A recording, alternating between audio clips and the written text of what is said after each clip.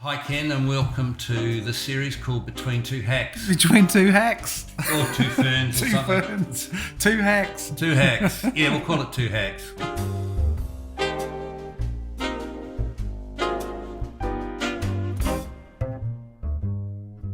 So Joshy over there's pushed all the go buttons. Good. That's going to, record us and get it all down for posterity. So perhaps I'm Gavin wearing your business angels, and who are you? And I'm Ken Briscoe from CommsIT. So what's your job title at CommsIT? Director. No, but what do you look, give us something a little bit different, like, you're the gatekeeper for IT, or got a real cool name that you could give yourself?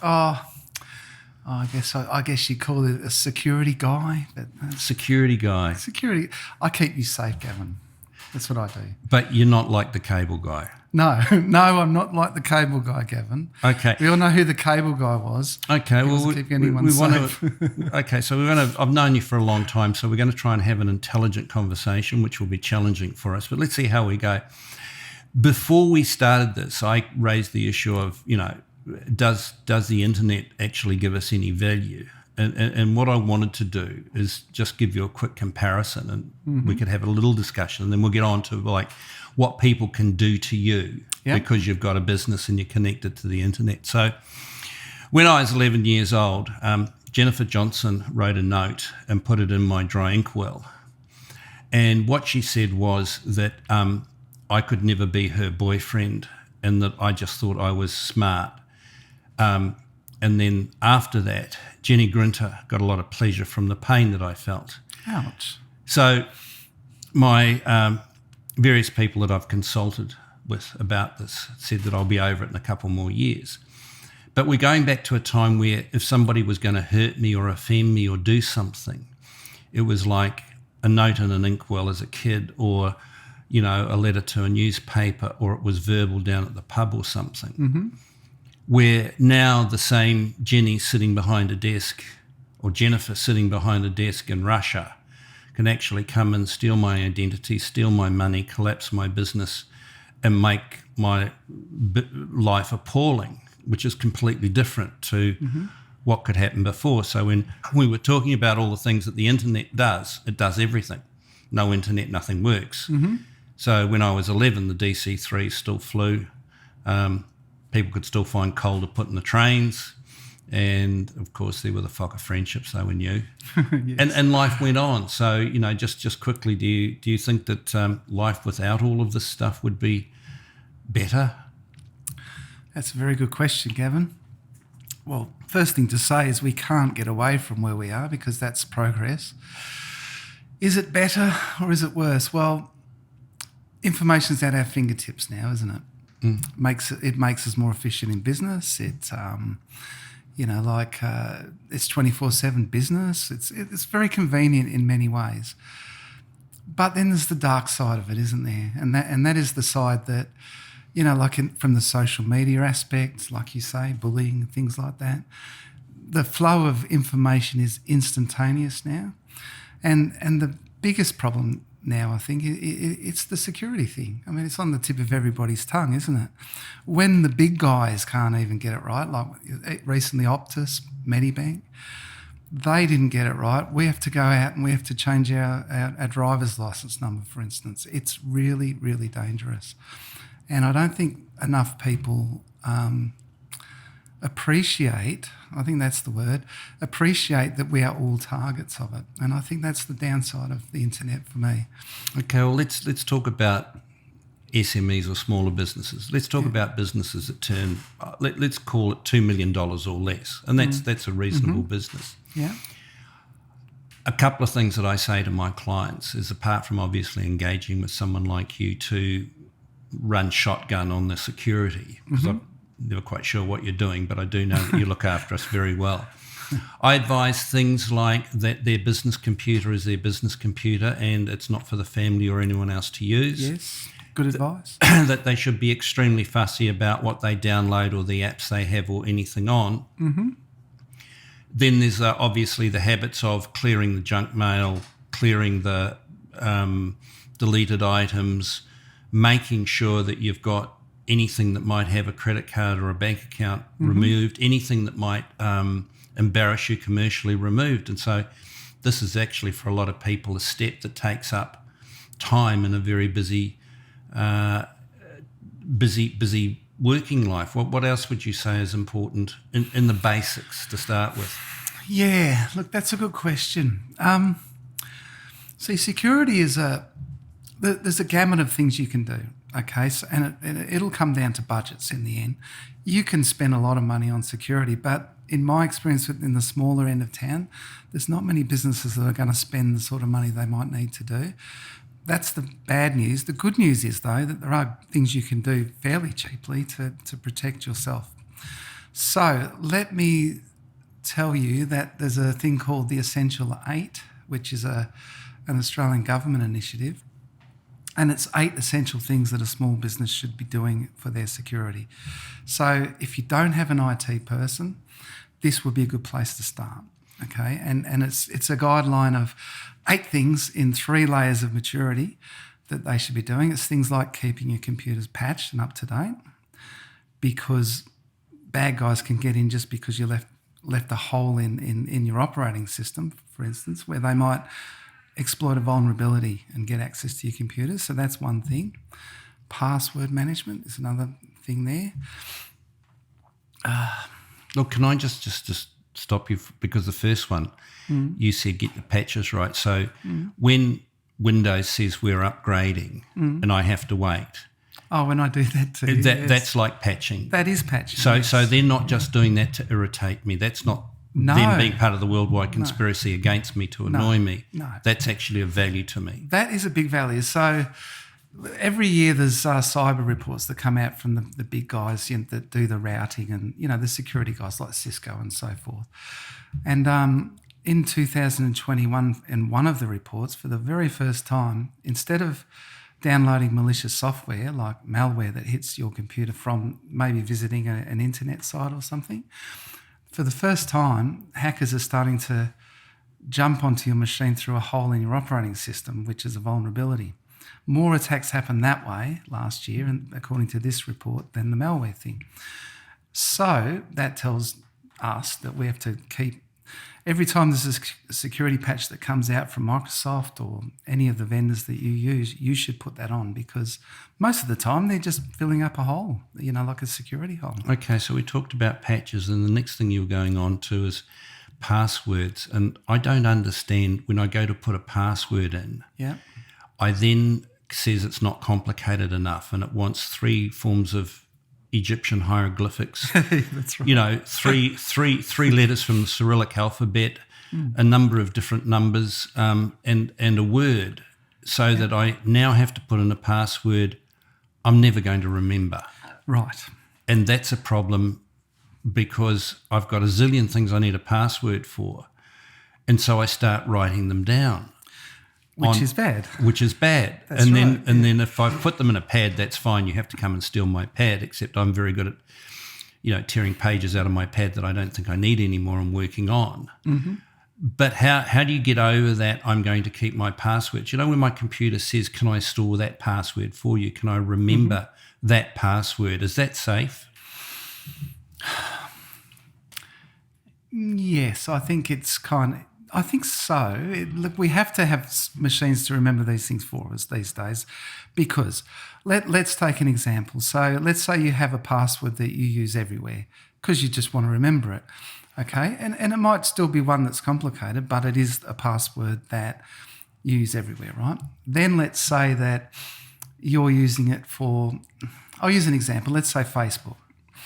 And then a hacker hacks Facebook, grabs that password and your username, so your email and your password. Then that hacker sells it on the dark web. Then someone else buys that information, and then they use that password to try and get into other things that you use, right? So it's a known technique. So really, we shouldn't use the same password everywhere. It should be complicated, because then there's the thing called brute force, where they just keep trying to use the same password over and over until they get the right one. And then because they have to be complicated and different, and you might have hundreds of them, then you need to use software. So password 123 is just not going to work.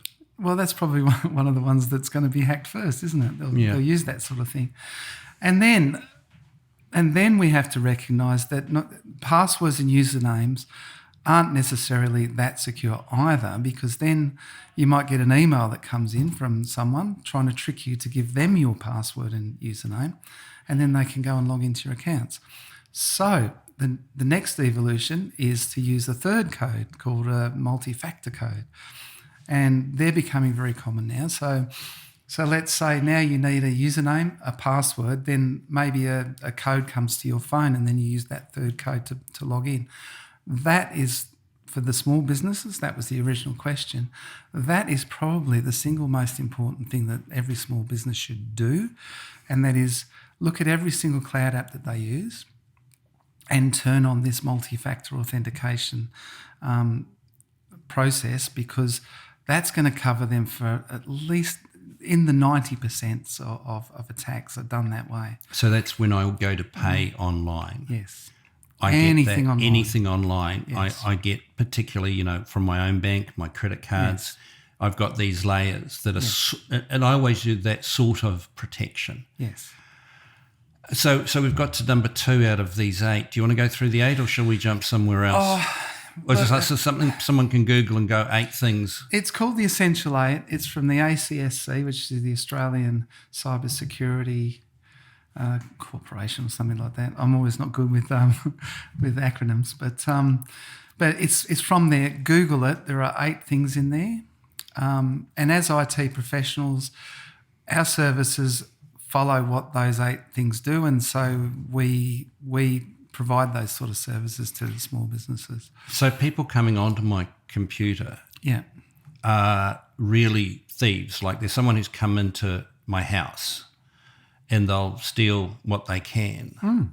That's right. But then they go to a fencer who's going to sell them on to somebody else. So in other words, if they've stolen my identity, or I'm assuming what they do is try and go somewhere where they can steal a bundle of identity, then they go onto the dark web and sell it to someone who's going to use it. So the people who are stealing aren't necessarily the people who's going to come and make my life miserable with whatever it is whatever Jennifer in Russia is going to do. Okay, so that's a really good question. What's happening on the planet now is that hacking isn't the guy sitting in his bedroom writing code trying to get into your computer anymore. It's been commercialised. It's readily available. So to give you an example of that, somebody smart writes code that can go and hack. Okay, so very clever software, but they don't just use it for themselves. They'll sell it on the dark web, and I'll come to what the dark web is in a minute. That's important. And then someone who has got a smart business brain will just use that as a service, right? So they will maybe subscribe to the smart guy's company to use his tools to hack, to harvest information, personal information. That's how he makes his money, right? So he then goes back to the dark web and sells it to other people who want to, do phishing and other stuff like that. So it's commercialised and it's become very easy to do. Sounds like a pyramid scheme. Look, it's just, like we talk about cloud apps, right? So the good guys will sell you software, so software as a service, right? So we are talking now about ransomware as a service and things like that, where somebody can go and get the tools and then extort somebody else. But they don't need the skills themselves to do it anymore. So the one thing that I can say you've taught me is to be paranoid. Yes, that's which right. Which is really a healthy way to be. So yes. I have this thing where if I think I don't know the email, I'll delete it. And I find that my junk mail is a very busy place these days because I just look at anything, and even stuff that looks like it came from the tax office, I'll go, nah, they don't want to talk to me, I'll just junk that down. They can write me a letter. I've got people, we're fine. Yeah. So even my email, I start off and I just look at it and go, I don't know who you are, delete. I don't know who you are, delete. Mm-hmm. And I find that I must have because I might have just subscribed to something and people say, you're a subscriber too. And I go, no, I'm not. And I won't even go to the unsubscribe. I'll just put it in the junk mail to make sure I've got rid of it. So in point of fact, I suppose paranoia is, for no intents and purposes, suspect everybody and everything is probably a good way for a small business person to start and actually, run their online life. With things like shopping and those sorts of things, I'm assuming that you also have to take very good care about who you're giving your credit card deals to or buying, or PayPal or any other sort of security. You first go, where is this website really originating? Because I have this thing, I go to Contact Us, and if I can't get an address that I can't look up on Google Maps, I'm not going to use that business. If I can't get a feeling that there's a shop front that I can walk in the door with my balaclava and water pistol and get my money back, I'm not going to do business with them. I mean, I guess people need to develop their own sort of way of doing things on the internet that protect them apart from the sort of stuff that you do. Oh, see, I mean, the internet, like we said at the start, it's got everything.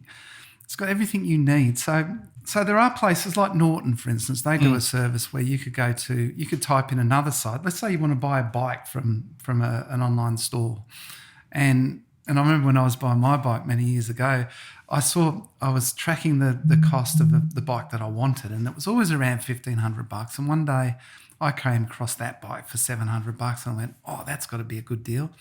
Then I thought, well, hang on, maybe that's a scam. So I went and checked it on a Norton site, typed that in, and lo and behold, guess what they were? They were going to take my money and not deliver a bike. So I think it's partly, I think your approach is right. Be paranoid.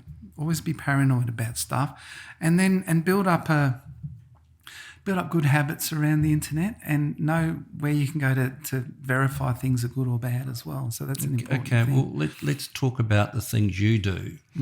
And because the door's closed there and no one's listening to this, tell me what you do to check that the people who have company computers, staff, management, everybody in our company, that you check to make sure they're not on sites they shouldn't be on, or doing things they shouldn't be doing, or not managing those awful emails or stuff coming in.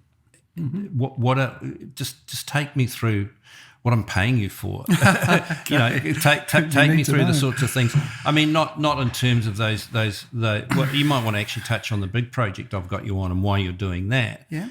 But the sorts of things you're doing to keep me as safe as possible. Well, it's multifaceted. Think of your network and your business as layers. Okay, so the outside layer. No, sorry, let me go back a little bit. So, since COVID, let's go to COVID. What happened to your business during COVID? You could explain that to the audience first. What did you think you needed to do when COVID came along?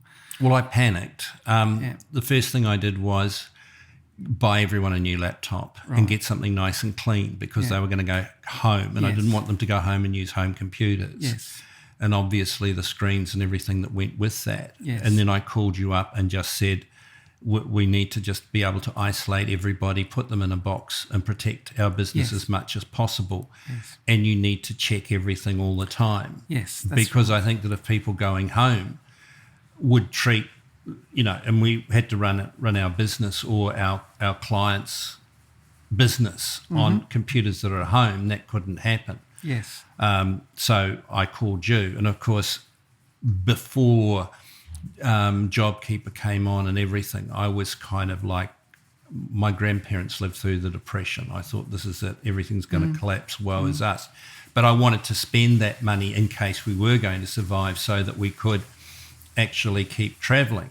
So my first instruction was let's spend some money, which ended up being a lot of money, and do what it is to protect us. Now, I find it easy because I know you, and I'm in that world of trust you, that whatever you did, you'd come back and tell me what you did, and I didn't quite know exactly what you were saying. Yeah. But that's what we were achieving. Yeah. So from a technical perspective, you had an office, you had all the security that you thought you needed in place there, and you protected the assets under the stairs.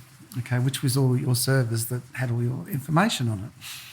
As soon as we decided that we all had to go home, all of a sudden there's a security issue because it's home equipment. It's what you just said, Gavin. So every person that's working at home, they've got not your security anymore, it's their security.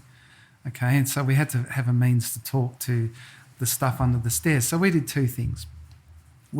First of all, we devolved away from under the stairs servers, so we got rid of them, and we started to use cloud-based security and data storage, Microsoft 365 in your case. So you know that meant then that we didn't need to. We devolved from this office, and so then what we had to think about was, okay, so everybody's at home on their home routers. How are we going to stop them going to those nasty places? How are we going to know where they go and what they do? So yes, the doors close, and people might freak out if they knew, but every time they go to any website, we track it, we log it, and then we have software that checks where they go before they get there. And if they inadvertently go to a place that they're not supposed to go to because they were tricked or whatever else, then we'll block that. Okay, so we have a layer of security called DNS filtering that does that, right? Then what we do is very, very good AV on each machine that can roll back their computer if they do get a ransomware attack. So can you just explain that? Because I've known people to say everything's locked down and I actually had to pay a ransom. So this is really an important thing, the AV. Can you just explain? Oh, yeah, sorry. Go slowly about what a rollback is, because if I got ransomware, you're saying, well, actually I can roll back your computer before you got the ransomware and start at that point, so the ransomware is no longer relevant. Yes. Have I got that right? You do. And, okay, so small businesses, right? Number one, don't use a home computer like you say. Don't use Windows Home because there's a whole bunch of security things that are missing from that. Okay, so first of all, get Pro. Okay, now then get good antivirus on top of that. So first of all, traditional antivirus. So in the day, most antivirus software used definition files. So what that is really, it's a database of all the viruses you've ever seen. As you know, let's talk about Norton, right? So Norton, all the viruses they've ever seen in a database, right? And you have software running on your computer, and every day, once a day, it will scan your computer looking for any of the viruses that they know about. Okay, and then if you happen to get that, because they know about it, they'll block it, and you'll be safe, right? Now, this is what's happened, and it comes back to what I said before about patching. There's a thing called zero-day attacks. What zero-day attacks are, that's attacks that no one's ever seen before. In other words, like a variation of something that Norton knows about. These hacker guys, they can get around that because they know what Norton's looking for. They'll tweak that software so that Norton hasn't seen it. It gets through your defences. Okay? So modern software is using more artificial intelligence sort of things. It's looking for patterns. So number one, they're more likely to catch a zero-day thing, whereas the older software, antivirus software doesn't. And secondly, because we have to assume that it's going to end up where we are going to get attacked, that's the cornerstone of security, is always assume the worst. And if the worst happens, what are we going to do about it, right? So we obviously take backups every day, but on top of that, we have a situation where if, let's say, your machine got caught for ransomware, I should say, and it encrypted all of your files and it seeped up into our Microsoft 365 and encrypted all of those files because you had a connection to it. Well, what this antivirus will do is it'll recognise that that's happened, and it'll go back to the last snapshot it took within the last 4 hours of your operating your computer, and it would just roll everything back. And it would be kind of seamless, and you probably wouldn't even know that it had happened. That's modern antivirus. So what you're describing, so we've got, 50 computers operating in our company, and your job is to make sure all that works, and heaven forbid if something went wrong, the punishment would be dreadful. But For all of us, a lot of work. But what you're saying is that somebody is running a business. So Josh is over there and he's running his business and he's probably got his computer at home and he's listening to this and he's just sitting there going, oh my God, I'm so exposed. so seeing as you've got a human in the room, you'd say to him, look, is this uncomplicated to have a system or a service from you just to do this? Look, we do stuff in the background, but the thing that my mantra is transparency, right? So everything I do, my customers have a portal too. I know you don't log into it because you just trust it, but it's there. All the things that I'm doing day to day, the reports hit that every day of the things that we've done, the monitoring that we've found, and all the stuff that we do. But in terms of what my customers have to worry about, it's the thing that the customer has to worry about is training their staff. It's awareness training for the staff. And that comes back to things like phishing links and, like emails that come in that are trying to trick you. It's how to spot that is not real. So that's the awareness side of it too, because at the end of the day, and I don't know how Optus got hacked or Medibank. I don't know the details of that, but one of the weakest links in the chain is the human part of it. And humans can be tricked, and it's not that they're silly or stupid. It's just that we're all infallible, and I think everybody's done it once in a while. So on those big jobs, you'd go, it's an inside job. Well, yeah. So by accident, if nothing, inadvertently, it's an inside job. Somebody let somebody. So in, this maybe. is a human who's just not followed protocols or just let it in, or maybe just. Was malicious anyway and on then, their own. That's right. And then what can happen quite often is if a hacker gets access to an endpoint, a computer on a network, they might not announce themselves. They might just sit there unannounced, put software on that machine that can then spy on what that person's doing, and then wait to see if they can get any information that gets them to the next level of that network. Do you see what I mean? Yeah. So a hacker will get into a machine potentially, will not announce themselves. They'll just sit there and they're looking for other holes in that network. So they'll install software. They'll look at keystrokes that you're making.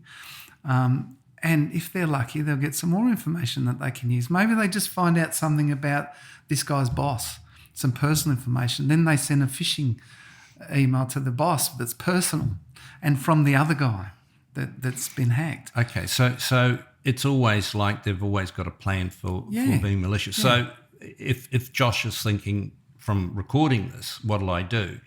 In other words, you can say, okay, give me access to your computer. I'll go and check first advice is it personal and business, and then set them up with a business computer. So you'd say, you've been very particular with our company about the machines we must buy. Yes. You've been very particular about the Windows we must install. Mm-hmm.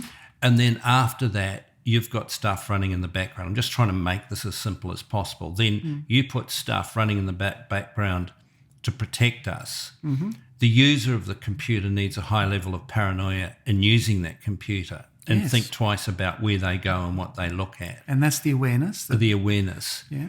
And then that's kind of not a bad place to start. That's right. From even a small business being hacked. So, for example, somebody who got in and destroyed Josh's system could destroy his database. I mean, I'm talking about the guy who, and I think we talked about it before, the guy who comes in and steals stuff from your house because the door was unlocked. That's it. But then we also discussed that they might pee on the carpet on the way out, which is not only did they steal something, they wreck stuff as well. Yeah, look, that's the common. So it used to be, quite often, mostly it was malicious software would just wreck your system and then ask for money to give you a key to give you a data back. It's not just that anymore. Now it is get in, be quiet, harvest what we can so we can on-sell it on the dark web, and then on our way out, pee on the carpet and see if we can get some more money out of them. That's basically what goes on now. So in terms of businesses, because I know we've talked about, your company and how you market to people, and people sit there with lots of people working for them and going, I'm too small. Yes. They're the most vulnerable. Yes. We're talking about businesses that turn less than 2 million, and I know that you've been talking to professionals, heaven forbid, in Australia who go, nah, I'm all right, mate. It's very common. It's really common. Two things about that. Number one is small businesses are often getting people to help that they're not necessarily paying. It's outsourcing. So there's a lot of outsourcing goes on, doesn't it? You'd agree with that. Yes. And the first thing that they'll do is go, all right, yeah, here you go. Here's the passwords. Here's everything. Log in, do what you got to do. Because let's face it, we're all mostly in the cloud these days at the low end. No one's running servers at that end. Okay, so have they considered what is already on that machine that they've just that this other person is logging in with to their assets and their crown jewels? How do we know that they're not being spied on already? How do we know that if they get into something and a ransomware hits that rollback process won't occur? So there's a whole bunch of things that on the end point, which I think small businesses are not considering. So let's look at kind of costs that we're talking about for a small business. So to go to a good machine, because I've got to get a new machine. Yep. What am I paying for that laptop? Typically a laptop now, it's gone up a little bit because of supply chain, and all that. We're talking between $1,500 and $2,000. And the extra cost on Microsoft? That would include the operating system, I'd say. Okay, so then in terms of having somebody come in to, like you, just to look after one computer or 5 computers, what sort of cost have I got in terms of the software you install? And obviously I've got licenses there to pay, and then I've got you to make sure that you're doing your go you good thing. Yeah. What are the costs there? Okay, so I do 2 tiers. I do it's a basic security tier, which is around $45 a month per device, which will cover you off on the things like good antivirus, password management, patching, and a couple of other bits and pieces that it's like a starting package. But I always recommend to customers, and I try to do it more on a user basis rather than a device basis, and that's around $150 per user per month is the way that I package it, and that would be the comprehensive all-in stuff to do strong security. So for less than 2 nights takeaway for the family, my computer's secure. I'm just trying to put this relevant. Yeah. So, small businesses would generally, sub 10 users, like after 10 users, I think the companies, again, they're big enough that they understand, I think. But the sub 10 people are thinking $150 a month per person in that business is a lot of money, which it is for a small business, right? But it's the cost of what happens if something goes wrong. If something goes wrong, and let's say your backups weren't 100% or you hadn't tested them for the last 12 months and ask yourself, you lose all your data or you get some of your personal information stolen and something bad happens. The average rectify fee for that, it's around $60,000. We're talking around $60,000. That's about the average rectification fee. So it's insurance on this is really insurance. Low. Really low. Correct. It's insurance. So you know that you're my client too. Yeah. I'm going to tell you to put your prices up. Not mine. I can't put my prices up. But, that's... I'm not allowed to put yours up, Gavin. No. But it goes up because I keep employing more people. I think that happens. Yeah.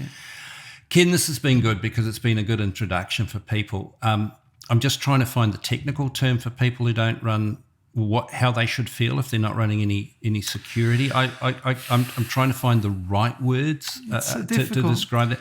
I think that they should be scared shitless would probably be the right term that I should use if they don't have anything there.